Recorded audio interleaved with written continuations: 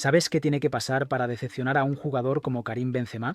No hablamos de fallar un penalti, no hablamos de perder un partido, hablamos de algo mucho más grave en un vestuario ganador, no estar cuando toca, porque Benzema lo vio todo. Años de presión, de críticas, de silbidos, de noches en las que el Real Madrid parecía romperse por dentro. Y aún así, se quedó, aguantó. Dio la cara cuando otros miraban hacia otro lado. Por eso, cuando alguien como él se siente decepcionado, la pregunta no es futbolística, es humana. ¿Qué hicieron esos compañeros para cruzar esa línea? ¿Fue falta de compromiso, de mentalidad, de profesionalidad o de lealtad? ¿Por qué algunos nombres sorprenden tanto y otros, en el fondo, confirman lo que muchos ya sospechaban? ¿Y por qué decepcionar a Benzema dice más del vestuario que de los jugadores señalados? Hoy no vamos a hablar de goles ni de títulos. Vamos a hablar de lo que pasa dentro cuando las cámaras se apagan. De las decepciones que no salen en las estadísticas, pero que pesan más que cualquier derrota. 5 nombres, 5 historias, 5 formas distintas de fallar en lo más importante. Quédate hasta el final, porque el número 1 no es el más mediático, es el que mejor explica cómo funciona de verdad el Real Madrid por dentro. Para entender estas decepciones hay que entender primero quién es Karim Benzema dentro de un vestuario, no el delantero elegante de los resúmenes, sino el jugador que sobrevivió cuando el foco apuntaba solo a él, el que aguantó años de críticas, de dudas públicas y de presión constante sin esconderse ni pedir protección. Karim Benzema no fue el líder que grita, fue el que se quedó cuando marcharse habría sido lo fácil, el que asumió responsabilidades cuando el equipo se quedó sin referentes, el que entendió que en el Real Madrid no basta con aparecer en los días grandes, hay que sostener al grupo cuando todo se tambalea. Y aquí va mi opinión, porque creo que es clave para entender este vídeo. Para mí, en el Real Madrid puedes fallar un control, un remate o incluso una final.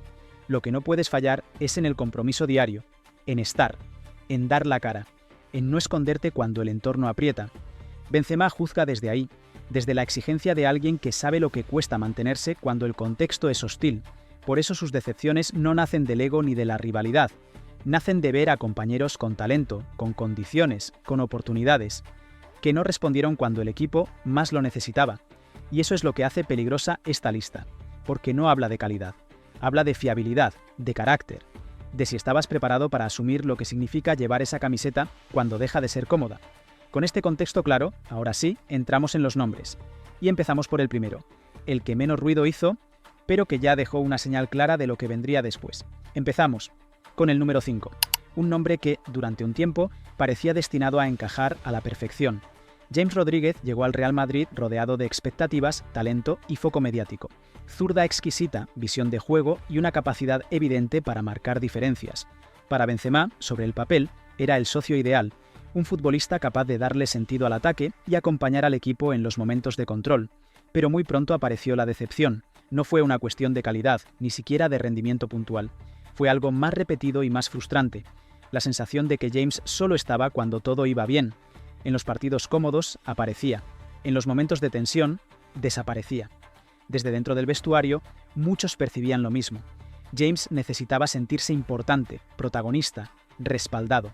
Cuando eso no ocurría, su implicación bajaba.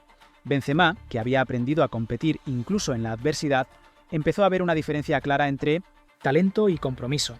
No hubo discusiones, no hubo reproches públicos, hubo algo peor, una pérdida de confianza silenciosa. La sensación de que, cuando el equipo necesitaba carácter, sacrificio y continuidad, James no siempre respondía. Y aquí va mi opinión, porque creo que este caso resume mucho. Para mí esta fue solo la primera señal, porque a partir de aquí las decepciones ya no serían tan fáciles de justificar. Seguimos con el número 4, y aquí la decepción ya no tiene que ver con talento, sino con algo mucho más delicado: la cabeza. Álvaro Morata compartió vestuario con Benzema en un momento clave. Tenía físico, tenía gol, tenía edad y tenía oportunidades reales para asentarse. Desde fuera, muchos veían en él al delantero perfecto para aprender, crecer y competir. Desde dentro, la sensación fue otra. La decepción no nació de un mal partido ni de una racha sin marcar. Nació de la inseguridad constante, de la duda permanente, de la impresión de que la presión del Real Madrid le pesaba más de lo que estaba dispuesto a aceptar. Benzema veía a un jugador que lo tenía todo, menos la convicción necesaria para asumir el rol. Morata alternaba momentos buenos con caídas anímicas muy visibles, gestos de frustración, necesidad constante de reafirmación, dificultad para convivir con la exigencia diaria, y en un vestuario donde nadie te va a proteger emocionalmente, eso se nota rápido. Aquí va una opinión que sé que genera debate, pero la voy a decir clara. Para mí, el Real Madrid no es un club para aprender a ser fuerte, es un club para demostrar que ya lo eres. Y Morata, por mucho talento que tuviera, nunca terminó de convencer de que estaba preparado para vivir en ese nivel de presión sin romperse por dentro. No fue una decepción por falta de calidad, fue una decepción por falta de estabilidad mental. Y cuando un delantero duda más de sí mismo que el rival, el vestuario lo percibe, Benzema lo percibió, y a partir de ahí, la confianza ya no volvió a ser la misma. Con este nombre, la lista deja claro algo importante. En el Real Madrid no decepciona el que falla, decepciona el que no se cree capaz de sostener el peso de la camiseta. Y todavía quedan los casos más duros, llegamos al número 3, y aquí la decepción ya no es puntual ni discutible. Aquí hablamos de una oportunidad histórica que nunca llegó a tomarse en serio. Eden Hazard llegó al Real Madrid para ocupar un vacío enorme. No era un fichaje más, era el heredero natural del protagonismo ofensivo tras la salida de Cristiano. Benzema lo sabía, el vestuario lo sabía, el club lo sabía. Al principio hubo paciencia, mucha, lesiones, adaptación, tiempo, pero con el paso de los meses lo que empezó a molestar no fue la ausencia, sino la sensación de desconexión. Falta de continuidad física, sí, pero sobre todo falta de respuesta emocional, falta de urgencia, falta de hambre. Benzema veía algo que le resultaba incomprensible. Mientras él cuidaba su cuerpo al límite, ajustaba su juego y asumía toda la responsabilidad ofensiva del equipo, Hazard parecía vivir su etapa en el club como algo secundario, casi circunstancial. No había rabia por volver, no había tensión competitiva visible, y eso, en un vestuario de élite, es devastador. Y aquí va mi opinión, porque creo que hay que decirla sin rodeos. Para mí, Hazard no fracasó solo por las lesiones, fracasó porque nunca pareció sentir el peso real de donde estaba. El Real Madrid no te exige ser perfecto, pero sí te exige implicarte incluso cuando no puedes jugar. Y esa sensación de compromiso total nunca terminó de aparecer. No hubo conflicto, no hubo reproche público, hubo algo mucho más frustrante, la certeza de que el talento estaba ahí, pero la responsabilidad no. Para alguien como Benzema, que sostuvo al equipo en los peores años, esa decepción fue profunda. Y a partir de aquí, la lista entra en un terreno todavía más incómodo. Entramos ya en el tramo más incómodo de la lista, porque aquí no hablamos de un jugador que no dio el nivel, hablamos de alguien que sí lo dio, pero nunca estuvo del todo. Gareth Bale fue decisivo, marcó goles importantes, apareció en finales. Nadie puede negar su impacto deportivo, y precisamente por eso, la decepción de Benzema fue tan profunda, porque cuando llegó el momento de asumir liderazgo real, Bale no dio el paso. Tras la salida de Cristiano, el vestuario necesitaba referentes claros, alguien que tomara la palabra, que asumiera responsabilidad cuando el equipo se quedaba sin respuestas. Benzema esperaba eso de Bale, muchos lo esperaban, pero lo que llegó fue distancia, desconexión, una sensación permanente de estar en el equipo sin sentirse parte de él. No fue una cuestión de rendimiento puntual, fue una suma de señales. Poco peso en el vestuario, poca implicación emocional, cero intención de liderar cuando el foco se desplazó hacia él.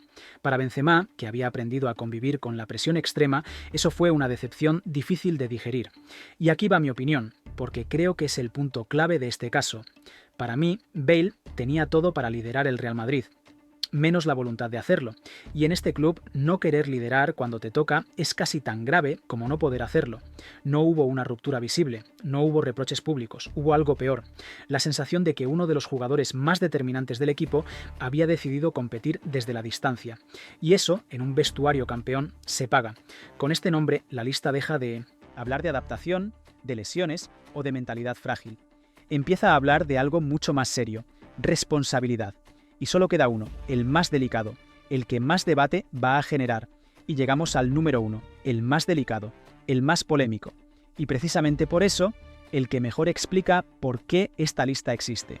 Cristiano Ronaldo fue el mejor jugador del mundo durante años, el líder goleador, el centro absoluto del proyecto. Y Benzema fue, durante mucho tiempo, el jugador que más se sacrificó para que todo eso funcionara. Se movió para él, trabajó para él, renunció a números y protagonismo por el bien del equipo. La decepción aquí no fue futbolística, fue jerárquica y humana. Benzema aceptó su rol secundario sin una sola queja pública. Entendió que el proyecto giraba alrededor de Cristiano y se adaptó. Pero cuando Cristiano decidió marcharse, lo hizo sin mirar atrás, sin un respaldo claro, sin un reconocimiento real al sacrificio de quienes habían sostenido el sistema durante años. Y aquí va mi opinión, porque creo que es donde más se va a dividir la gente. Para mí, Cristiano fue un líder dentro del campo, pero no siempre lo fue fuera de él. Liderar no es solo marcar goles. También es cuidar el equilibrio del grupo cuando decides irte. Y en ese punto, Benzema sintió que había dado más de lo que recibió. No fue una traición, no fue un conflicto abierto. Fue una decepción silenciosa, la sensación de que la relación había sido desequilibrada, de que uno lo dio todo por el proyecto y el otro priorizó su propio camino cuando llegó el momento. Y ojo, esto no borra nada de lo que Cristiano fue como jugador, pero sí abre un debate incómodo. ¿Ser el mejor te convierte automáticamente en el mejor líder? Cuando juntas los 5 nombres, el patrón es claro. Benzema no habla de talento, habla de compromiso, de fiabilidad, de estar cuando el contexto se vuelve hostil. James le decepcionó por aparecer solo a ratos. Morata, por no soportar la presión. Hazard, por no implicarse de verdad. Vale, por no querer liderar. Cristiano, por marcharse sin mirar atrás. Y esta es la reflexión final, y aquí vuelvo a mojarme. Para mí, el Real Madrid no te exige ser el mejor jugador del mundo, te exige ser fiable emocionalmente, que cuando el proyecto tiembla, no desaparezcas, que cuando toca dar un paso al frente, lo des. Benzema lo hizo durante años, otros no, y ahora te dejo la pregunta, porque aquí está el debate de verdad. ¿Con cuál de estas decepciones eres más duro tú? ¿Y crees que Benzema tiene razón? ¿O está pasando factura personal a su historia en el club? Te leo en comentarios.